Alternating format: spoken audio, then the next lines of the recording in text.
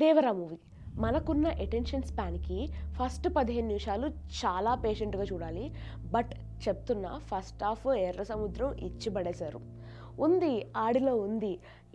ఈ సినిమా చూసిన వాళ్ళకి రిఫరెన్స్ అర్థమవుతుంది. బట్ ఎన్టీఆర్ని చూసిన ప్రతిసారి ఉంది ఈడిలో ఉంది అని మనకు డెఫినెట్గా అనిపిస్తుంది. జాను పాప కూడా చుట్టమల్లి హ్యాపీగా అల్లేసింది మనల్ని. Where there is fear there is power as well. భయం ఎక్కడుంటుందో అక్కడ పవర్ కూడా ఉంటుంది. భయం ఎంత డేంజరస్సో పవర్ కూడా అంతే డేంజరస్.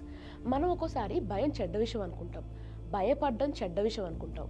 కానీ ఒక్కొక్కసారి భయపడడం వల్ల మనకి మంచి కూడా జరుగుతుంది. ఈ సినిమాలో ఆ భయం దేవరా. ఈ సినిమాలో దేవరా వల్లే మంచి జరుగుతుంది.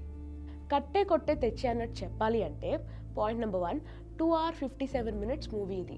ఎక్కడా కూడా 2 hours 57 minutes కూర్చోబెట్టినట్టు మనకి అనిపించదు. ఒక బ్రీజ్ లాగా వెళ్ళిపోతుంది. పాయింట్ నెంబర్ 2, ఎన్టీఆర్ తన భుజాల మీద ఈ సినిమాని నడిపించాడు. ఎన్టీఆర్ లేకపోతే ఈ సినిమా లేదు.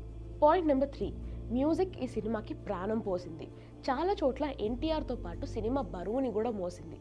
పాయింట్ నెంబర్ 4, ఆచార్య కంటే ఈ సినిమా 1000 రెట్లు బెటర్. కానీ 1000 రెట్లు బెటర్ అనుకోవడానికి కారణం స్క్రీన్ ప్లేయో స్టోరీయో డైరెక్షనో కాదు. కొన్ని చోట్ల కొన్ని సీన్స్ చూస్తే ఎంత హై వస్తుందో కొన్ని చోట్ల కొన్ని సీన్స్ చూస్తే అంతే డిసప్పాయింట్ కూడా అవుతారు. ఆ కొరటాల శివ మ్యాజిక్, ఆ కొరటాల శివ టచ్ ఇంకా వెనక్కి రాలేదు. సో ఈ సినిమా హిట్టా ఫ్లాపా?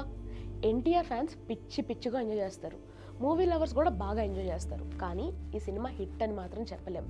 6 ఏళ్ల తర్వాత ఎన్టీఆర్ని స్క్రీన్ మీద చూస్తున్న హై వల్ల ఈ సినిమా నెంబర్స్ ఎర్ర సముద్రం దాటేయాలి, అదొక్కటే హోప్.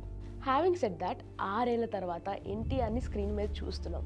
ఆయన స్క్రీన్ ప్రెజెన్స్ని ఎంజాయ్ చేస్తూ థియేటర్స్లో విజిల్స్ కొడుతుంటే ఆ వచ్చే థ్రిల్ హై అది వేరు. దానికోసమైనా మనం థియేటర్స్కి వెళ్ళి ఈ సినిమాని ఎంజాయ్ చేయొచ్చు.